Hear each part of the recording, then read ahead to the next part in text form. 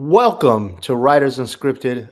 Today's guest is a writer, an executive producer, a motivational speaker. She is also a script writer. Um, she's done so many things on so many platforms, and we are so happy that she's here with us today. Please welcome to Writers Unscripted, Kristen V. Carter. And let me tell you something. I said the Kristen wrong because I wanted to make sure the V was in there. so, so Kristen V. Carter is joining us today. Welcome. Thank you so much, Will. How you doing today? I'm doing all right. Thank you Good, so much for good. being on here. You have such uh you have such a bio where you could break it up into two parts, and it could be one part being the entrepreneur side and then one part being the writer side. Today we'll touch on the entrepreneur side, but we really want to talk about your writing because Okay, it is an amazing journey you've been on. Please just tell everyone where you're from and how you got started sure. um, as a writer or wanting to write. Sure. Well, I'm absolutely happy to be here. So thank you so much for that. But in terms of how I got started, I was one of those kids that loved writing short stories, poems, songs. And also, I loved music. So I was a big 90s head. If you go on my social media, you'll see that I absolutely love New Jack Swing and 90s. And so I was a dancer as well. And so growing up, I made up dances. I had my mom listen to radio shows that I made, all kinds of things like that. And so around the time that I was, I want to say 14, I was at a boarding high school, and my school concentrated mostly on academics and athletics. Well, I was an artistic kid. And so I created their dance program. I created a dance group and started choreographing dance shows. And around that time was really starting to find my voice artistically in terms of writing essays, compositions, applying to different competitions that had like poetry competitions and things like that. So long story short, one of the alum from my high school, actually, I was connected to him through my guidance counselors. His name is Stephen Hill, and he was an executive at BET. And so I inquired about an internship, and I was able to intern at 106 in Park. Basically, the high school, the summer before I went to my college, excuse me. So I did that internship, and then pretty much that's where it all began. So I learned about production, but I also learned about writing award shows and live music specials and things like that. And that's where my journey began, was at my internship. Now we're going to get into later about what it's like to write for award Uh-huh. shows. I know you've also done documentary content as well. Mhm. But what I found fascinating now that was at 14, then you went through high school, but you got your start. And this story at 21 years old, I want you to share that with folks. What happened? Sure, absolutely. So, like I said, I interned at BET. So, I interned at 106 in Park and also Rap City right before I got into my university. I went to Hofstra University. I studied TV production, and I interned at three other organizations actually while I was in school. So, I was really active, and I say that to set this up because even though I was an intern, because I had interned so long, I had a lot of PA experience. So when I graduated from school, I graduated May 2006. I believe my first opportunity was like being a PA for a week at the Hip Hop Theater Festival in New York. But outside of that, I had gone on set with a colleague of mine and my internship supervisor from back in the day. And they asked me, well, what is it that you want to do? And I said, I would really love to write. And they said, well, go talk to this writer right here. So basically I basically had a conversation with a writer who became my mentor, Dara Cook, and she said, I feel like you should apply to this opportunity. It's an entertainment news show called The Black Carpet. It's a new show. I feel like you would be great for this. And so I went home, studied extra entertainment tonight, and gave myself some writing tests to write some intros on the spot. I had a writing test that I actually needed to do at BET. And so, long story short, I became a head writer for an entertainment news show at 21 years old. So, that's how I was able to attract that opportunity to me and make myself ready for that opportunity. So, I didn't realize at the time, I don't know anyone else who has had the pleasure of, getting that type of position right out of college, but that was how I made my way to that. What I love about it is that you were prepared to do it, right? It wasn't like something like, oh, somebody didn't show up. You're like, oh, I got to make this happen. No, but the preparation. Now I know Dara very, very good. I know Oh, she you worked. do? Okay. I know she worked at MTV for a while. So Yes. yeah. So the fact that she was your mentor, I know that you are definitely in good hands. For sure. But so your time at BET, that's how you got your real start as a writer. But then you Yes. did more for them. It wasn't just now. Was it during your internship that you were writing speeches, or was it after this It was start? after, yeah. So basically, I started writing for the black carpet, like I mentioned. And while I was at BET, I also had the opportunity to write other music specials, like our top 25 countdowns or Spring Bling. So when you saw those spring, those spring break shows, I wrote those shows. And then also I had the opportunity to write for BET executives, which included Deborah Lee, BET's former CEO.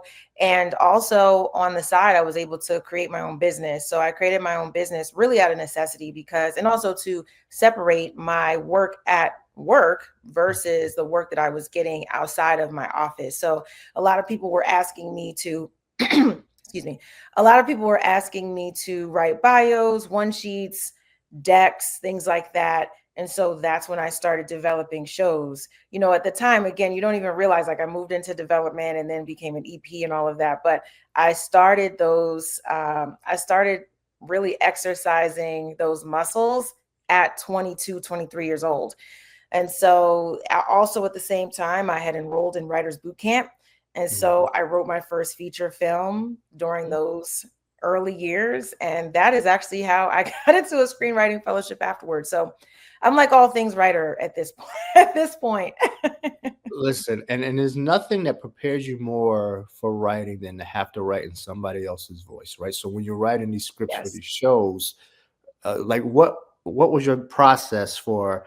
Oh, I don't know which who the hosts were when you were writing these things, but what was your process for getting in their head and saying that with what they might say and what might be good for them to say? Sure. So a lot of times I pay attention to people's former videos. So for example, with our hosts, I would pay attention to how our hosts speak, what they would say, not say. Same thing when it comes to speech writing.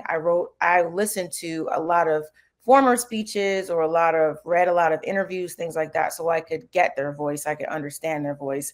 And that's how I was able to do that. It's the same thing now. Even though now as an executive producer, now I actually mentor other writers and things like that. That's my number one outside of doing research is making sure that you're speaking to your host's voice so that they would actually say what you wrote. Because folks will rewrite you or make suggestions in this, and they should because they need to be comfortable. But absolutely is paying attention to who you're speaking for and making sure that the jokes land, or if they have, seriousness in their voice, that you bring that same essence. So it's all about paying attention.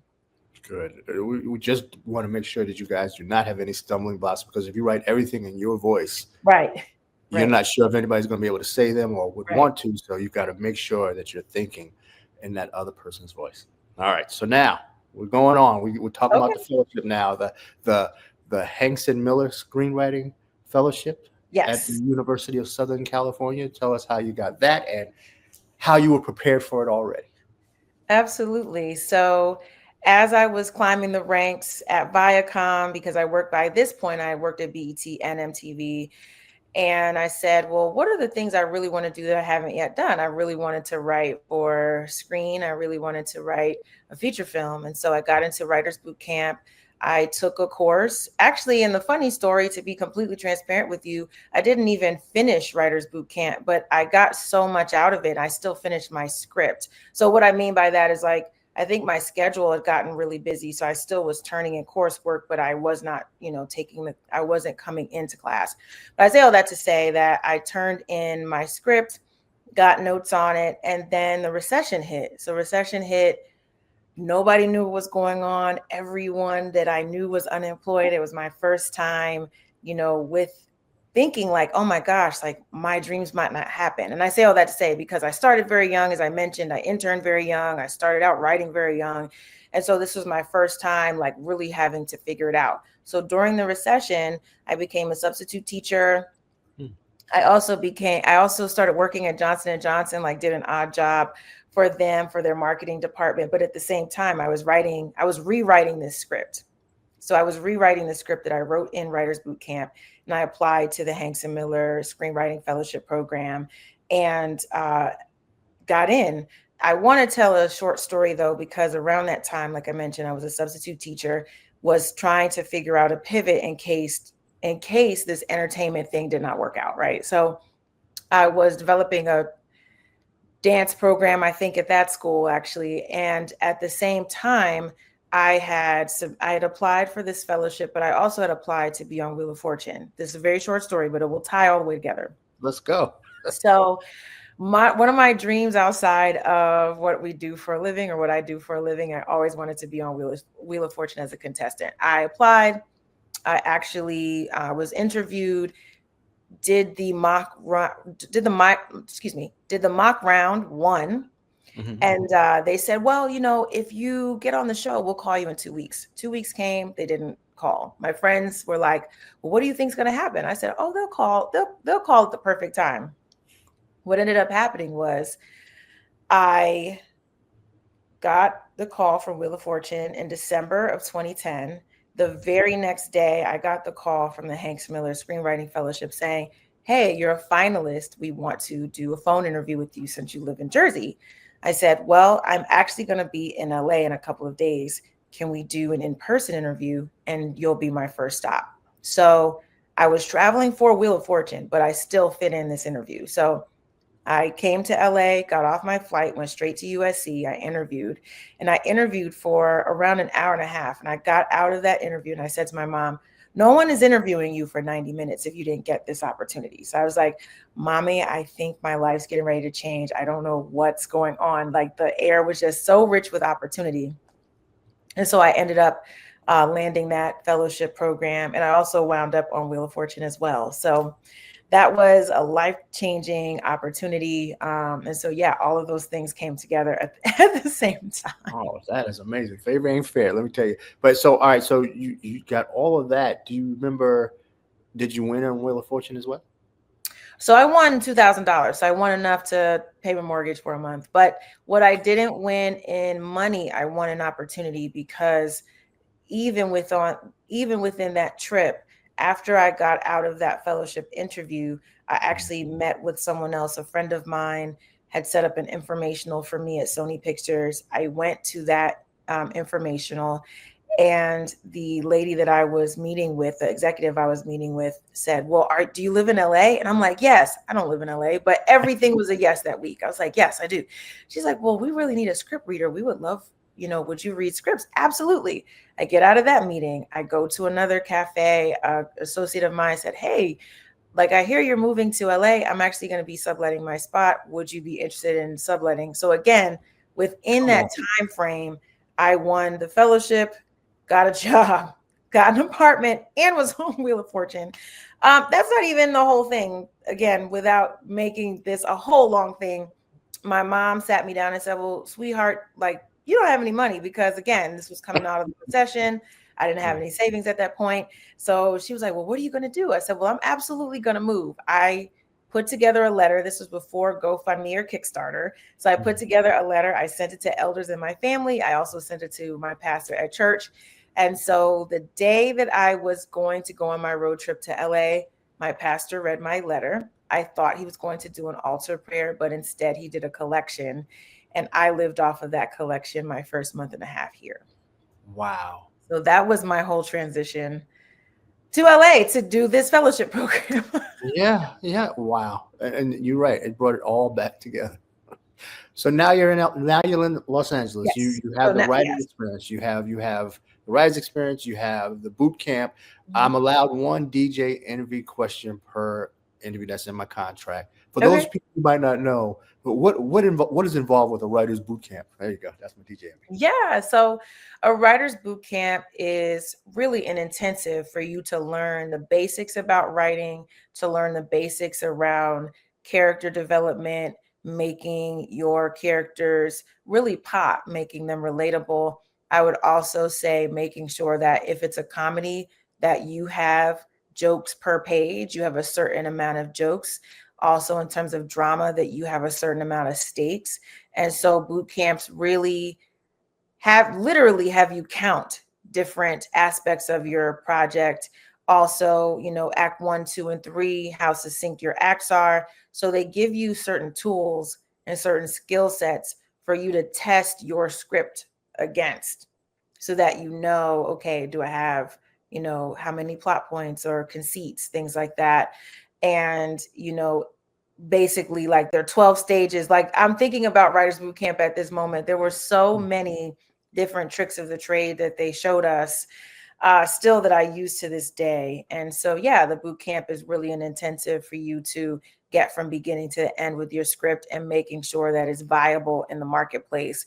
The reason that I mentioned before that I had a lapse in going to class, I wanted to make sure that I said that, because I think a lot of times writers get inside their head about, I'm not finishing this on time, or I'm not doing the work, or am I doing enough? And sometimes your life experience really does inform your script. And so at that time, I believe I had taken on quite a few shows at Viacom that I needed to put down the script for a little while. That doesn't mean I didn't get back to it. That doesn't mean that I didn't complete my classes, but I didn't go straight through Writers Boot Camp. But I still ended up being a success story for Writers Boot Camp, because I still finished my script. I still hit send on it. I still applied to different fellowship programs. I'm super grateful for that writing sample. So I wanted to make that clear, why I mentioned that about Writers Boot Camp. Okay. So that script, it was your baby. It was the one you Yes. worked on the most. Yes. Was it ever produced? What have you done with it? So my feature film was never produced, but I actually made a web series before web series were popular. So I had a streaming platform called VisionTube.tv, literally 2 or 3 years before streamers became big. So yeah, we produced a web series. And again, I'm always really grateful. Most people don't know about that. I always talk about my short film First Date, but the project before First Date that informed that short film was Sellout, which is the web series version of my feature film. Where is it? Where does it live right now?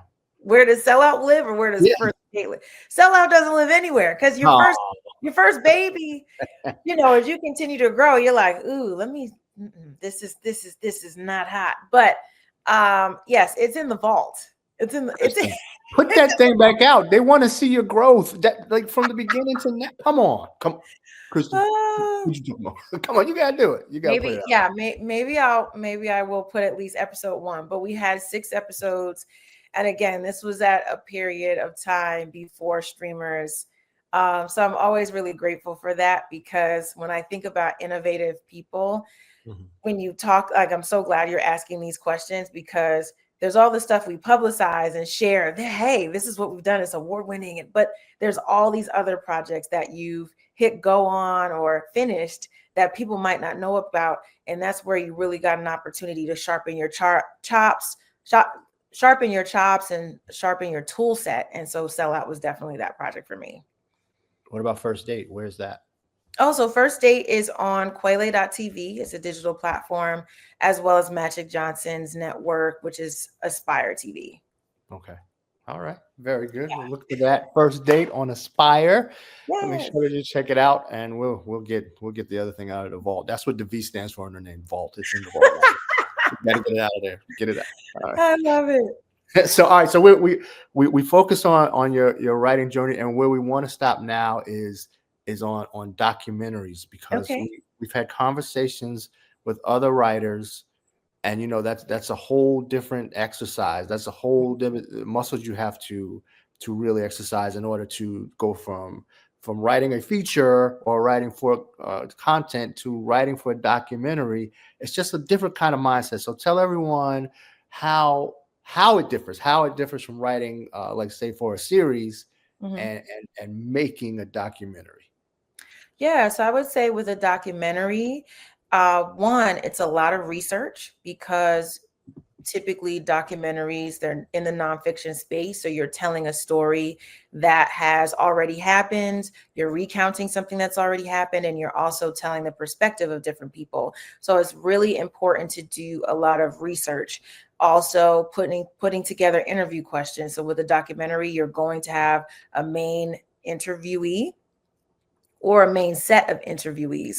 And so you need interview questions that are really going to drive your topics, your subject matter, and really expose and explain the topic at hand that we're referring to. So in 2021, I executive produced a project by the name of Profiled the Black Man, which was a 4-part documentary series that was actually executive produced by Tina Knowles as well for Discovery Plus and OWN. And so for that particular project, we were debunking stereotypes that Black men face. So for that particular subject matter, I needed to, one, uncover what are the stereotypes that Black men face. We needed to figure out what are the most prevalent, and then where do those come from? Where do those stereotypes come from? So for example, one stereotype that we dealt with was Black men are dangerous. Where does that actually come from? So it stems from the days of slavery and slave masters portraying, Black men in a particular way as brutes and things like that. We had to go all the way back to those days to really begin to unravel and unveil the layers of prejudice, honestly, and racism against Black men. We had to pull back those layers in order to talk about in 2020 and 2021 how we're even getting to this point of Black men are dangerous or getting gunned down and things like that. So I say all of that to say that, number one, research is really, really important in order to have a very effective conversation around the topic at hand. And then it's also important to make sure that you are getting people in front of the camera who are going to be great storytellers that are going to explain historical information, but then also give you relevant information from their lives as well.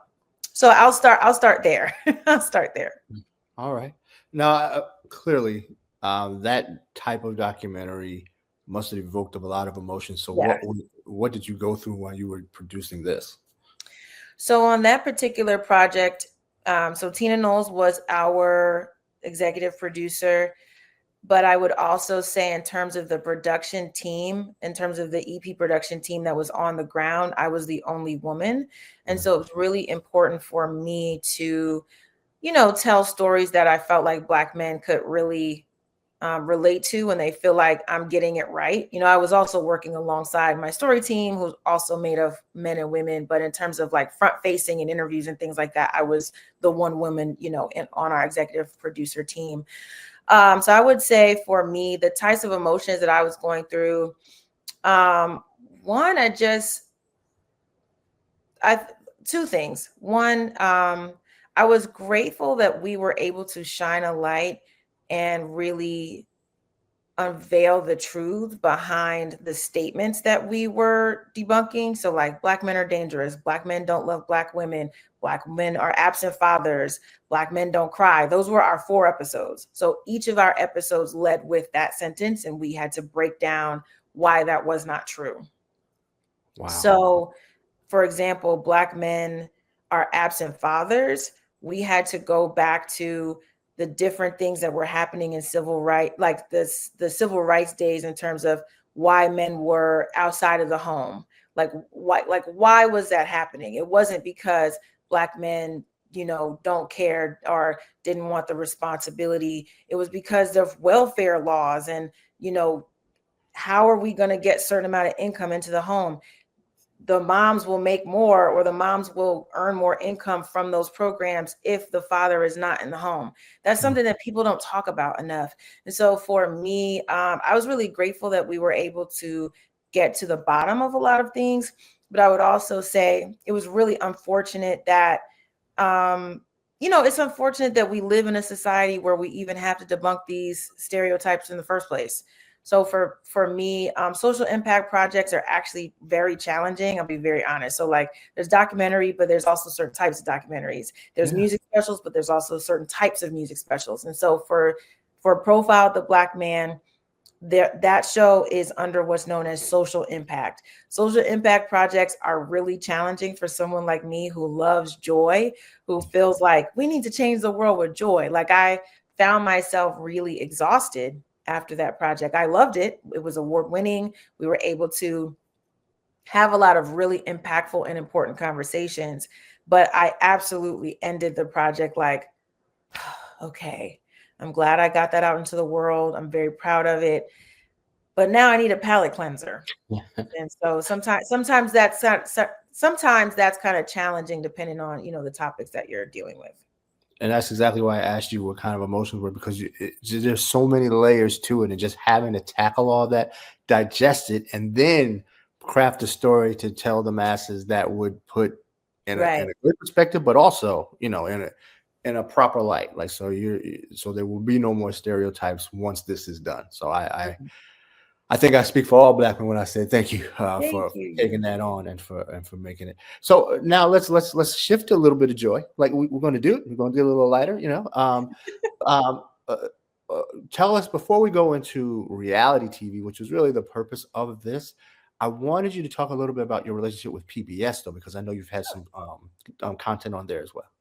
Absolutely. So this year, I executive produced and show ran a project by the name of Gospel Live, presented by Henry Louis Gates Jr. And that show was a music special in celebration of a 4-part documentary series called Gospel, also executive produced by Henry Louis Gates Jr. And so that show has been honestly one of my proudest projects. It featured performances by John Legend, Erica Campbell, Anthony Hamilton, and so many more. And it was about being able to not only celebrate gospel, but have different artists perform songs that they've loved through the years and share that with the world. So, for example, we don't typically hear an Anthony Hamilton or a John Legend sing a lot of gospel songs. We actually may hear it infused in some of their concerts, but for them to acknowledge the types of artists that inspired them, we don't see that typically. And so I was really excited to show run that project. We did that project during the strike. And so because it was a music special, we fell outside of the stipulations of the WGA. So we were still able to produce our show. So I hired 150 people during the strike. I was also able to pull on my pastor, who's actually a Grammy award-winning producer by the name of Aaron Lindsay. He was our consulting producer. And Zoe Harris was our music director. He does music directing for the artist Her, as well as so many others. And so it was really a great, I love gospel. I love music. As you know, I started my career in that space, in music and award shows and things like that. So it was really a homecoming for me. Kristen, I feel like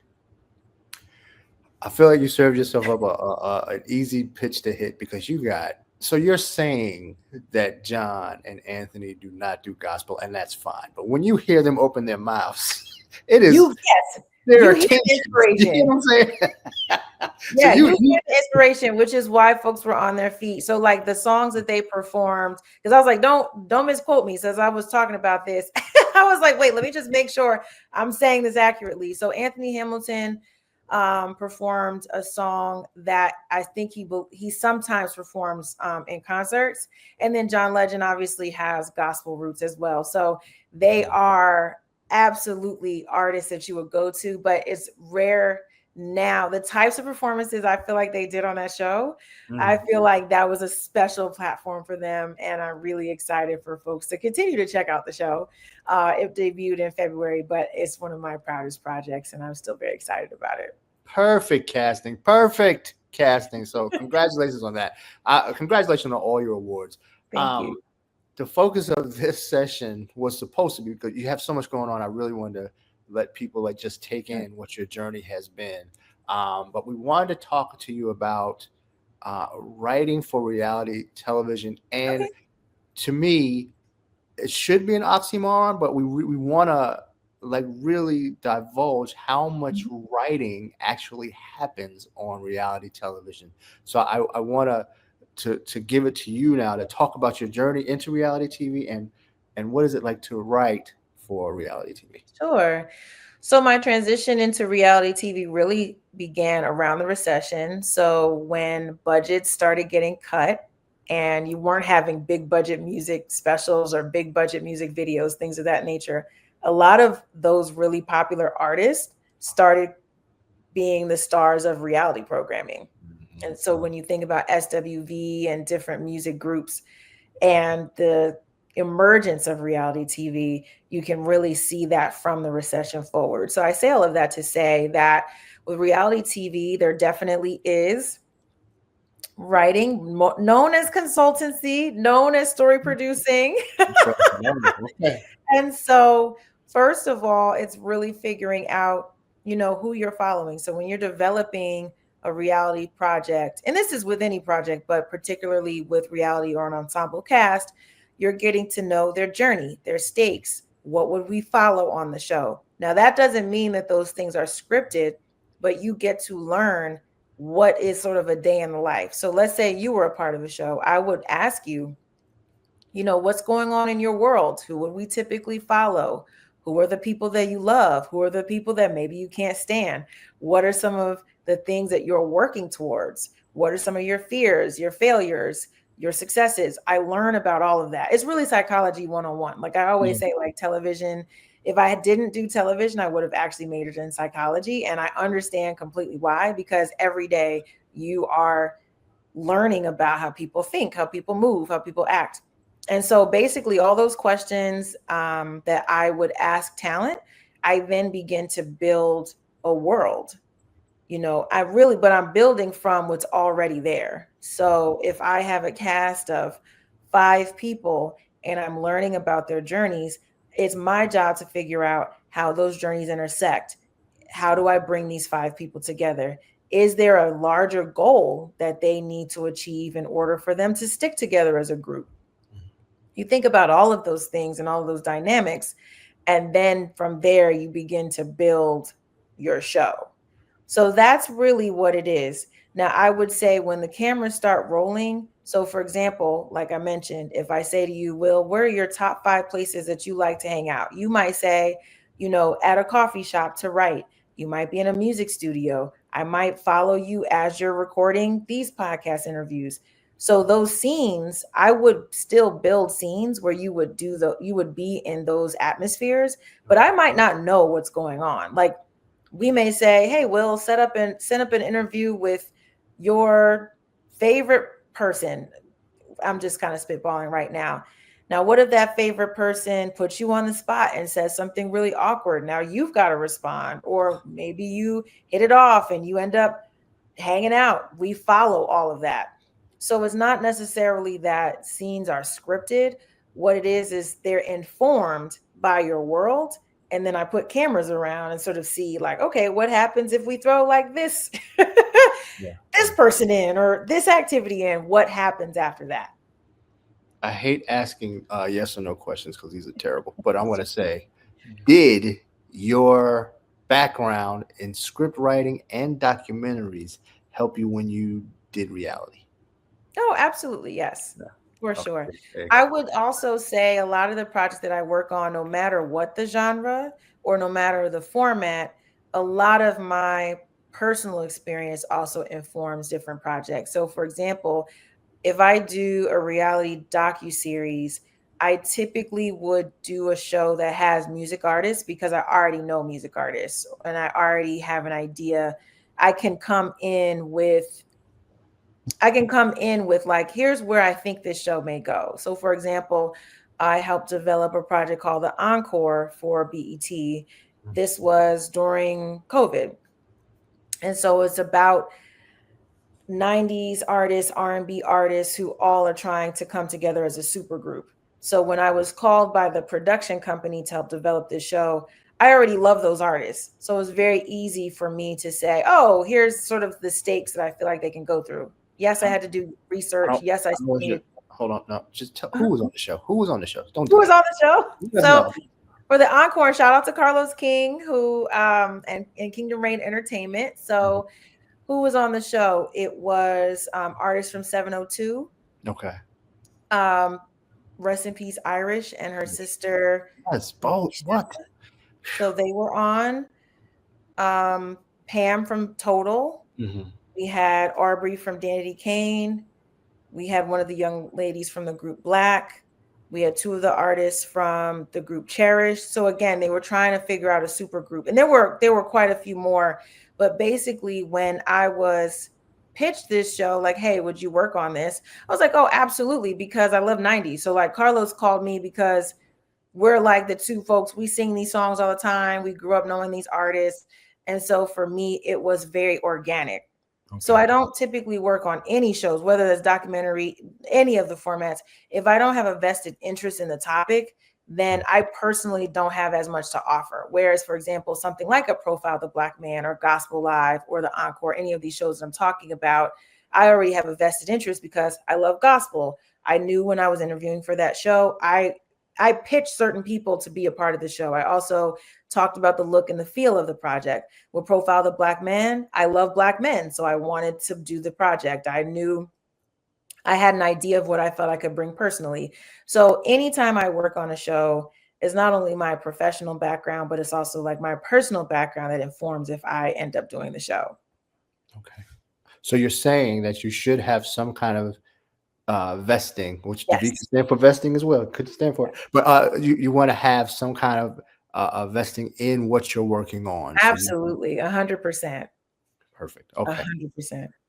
All right. So I can keep you on here forever if you let me, but I know we have a time thing here Okay. for just the podcast itself. So what I want to do before I let you go, you've touched on the things that you've worked on.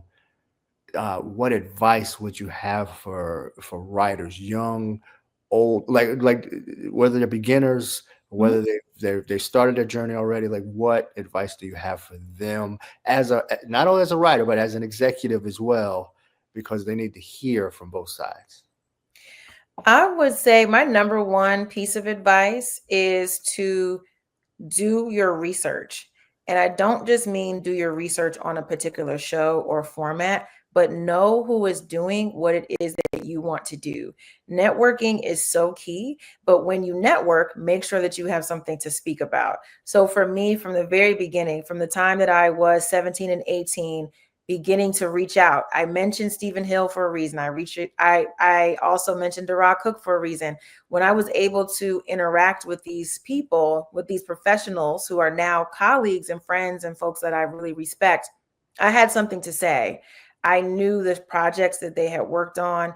And so I was able to have an organic conversation intertwined with writing samples, intertwined with work ethic, intertwined with here are some ideas for me to move my career forward. And I have seen that play out from the time I started, even to now, even as an executive producer, even now as I am pitching. This industry is in transition right now. And for me, I've had to say, out of all of my experience, not only as a creative, but an executive, what's going to move me forward? It's my job now to look for funding.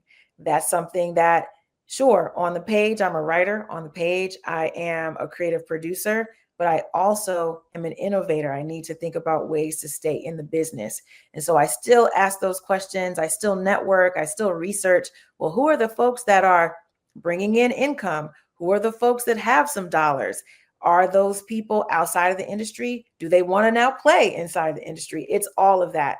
So I say all that to say, no matter what stage of your career you're in or your life, always do the research, always be ready to network, always be ready to have something to share about your craft and about your gift and about why you are different. Okay. I don't want you to think I forgot about it. We saved this part for last because after you've heard everything that Kristen said, you could also check her out where she's asking the questions on a podcast, Trust Your Magic. Season 2 is coming this soon. Like, might be out now. You don't know. You don't Yes. know. Check it out. Check the platform wherever you get podcasts. But tell us what you touch on or what you discuss on Trust Your Magic. Sure. So Trust Your Magic is my baby. Trust Your Magic is a brand all about trusting your gifts, talents, and abilities. So on the podcast, I interview people who have taken leaps of faith to create lives of their dreams. So on this particular season, we have D Smoke.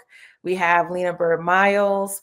We have a host of other people who are industry professionals, not only in entertainment, but also in education and also entrepreneurship. And I speak with these people because I either respect them, like I follow their journey and I'm fans of them, or I have followed their journey as peers and friends. And I am so excited for everybody to hear the stories, the rich stories that we have, especially this season. Every podcast usually has those special episodes, those breakout episodes, and I want to ask you this now: if people who listen to this run up the numbers for season 2 of Trust Your Magic, is it possible that we can get a special episode where you do a cold script reading of the first episode of Sellout? Can we do it? Can we do it? Answer me now. You're on the spot. That is so funny. You know what? I would do that. I would do that because I love going back to when it all started. And also, I'm proud of that script. It's a great script. I feel like it was a great calling card and it did what it needed to do. We're gonna get it out the vault, y'all. We're gonna get it out the vault. This is what I'm talking about. This is what happened. We make things happen here on Writers Unscripted. Thank you so much for joining us today. Thank you. Is there anything else you want to tell people before we let you go? Sure. If you have any questions or want to chat about all things writing, please feel free to hit me. I'm always on IG at Kristen V Carter. And there's also a contact on kristenvcarter.com. But I absolutely, outside of writing and production, what I love most is self-actualization and making sure that we are empowering each other. Anything you set your mind to, you can do. So I hope that somebody got inspired by listening to my journey. I know there's so many different steps, but just allow your life to open up. And I guarantee you'll have a ball, you'll have fun, keep going, keep growing, and keep writing. And right now the V is gonna stand for adding value and for visionary and all this stuff. So listen, thank you so much for being here today, Kristen. Thank you for taking some time out. I know you dropped some gems, and I hope people really appreciate them. Trust Your Magic season 2 is coming out or is out. We're going to check that out as well. But thank you from everyone here at Writers Unscripted at the Los Angeles Screenwriting Competition for giving us some of your time today.